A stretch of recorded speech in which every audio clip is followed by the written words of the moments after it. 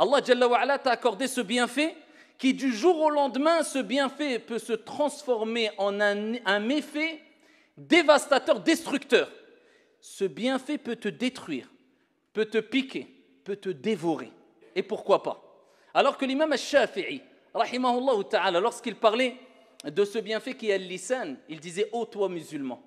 Il s'adressait aux musulmans, il mettait en garde les musulmans en disant et en rappelant qu'il doit prendre garde de cette langue et en appelant et en considérant cette langue comme étant un serpent. Il dit ta langue est un serpent qui pique. Et il dit, rahmatullahi alayhi, combien de gens sont décédés et sont aujourd'hui dans les cimetières, dans leurs tombes, et cela a été provoqué par leur langue. Et ils regrettent les méfaits, les conséquences de leur langue, al-lisan. Et l'imam Taous, rahmatullahi alayhi, disait, ma langue est un lion. Si je le lâche, ce lion-là, eh bien, il me dévorera. Parce qu'il savait que la langue est un organe puissant, dans tous les sens du terme. Même la médecine actuelle, eh bien, prouve et a rappelé que la langue est un des organes les plus impressionnants et les plus puissants du corps. Vous savez que la langue est composée de 17 muscles. Et certains disent même que c'est le muscle le plus puissant du corps. Bien sûr que ce n'est pas très exact, tout en sachant que la langue est un organe qui comporte des muscles, 17 muscles. Donc voilà pourquoi il faut savoir que la langue est un énorme bienfait de votre Seigneur, tabaraka wa ta'ala, de notre Seigneur. Mais c'est un organe qui est puissant dans tous les sens du terme. Donc, la langue restera un bienfait de ton Seigneur et un argument pour toi au jour de la résurrection. Et alourdira eh bien, le côté de ta balance, de tes bonnes actions, si tu sais la maîtriser, tu sais la contrôler, tu sais lui donner des limites, tu sais quand l'utiliser et quand la laisser au repos. Et la langue a besoin de repos.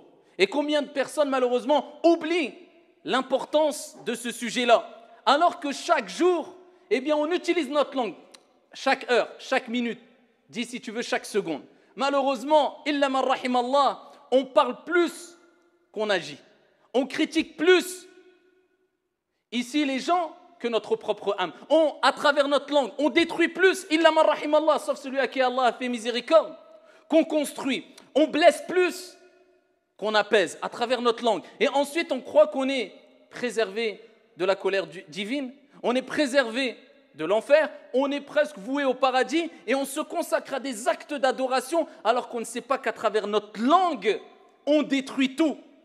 Si tu sais que tes paroles ne vont pas construire, ne vont pas rapporter quelque chose de positif, ne vont pas apporter un plus, ou bien au contraire, ils vont provoquer la fitna, les troubles, la polémique, la médisance, la pagaille, eh bien tais-toi, garde le silence et n'oublie pas que Dieu, de par sa sagesse, eh bien il nous a créés avec 2 oreilles et une seule langue pour nous rappeler qu'il est beaucoup plus important d'écouter que de parler. Et tu dois plus écouter que parler.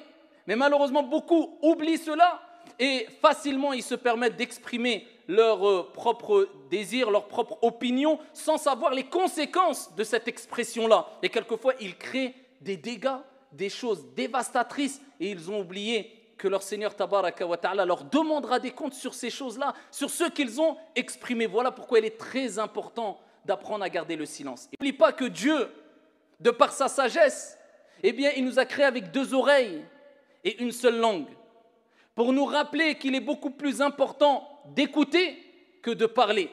Et tu dois plus écouter que parler.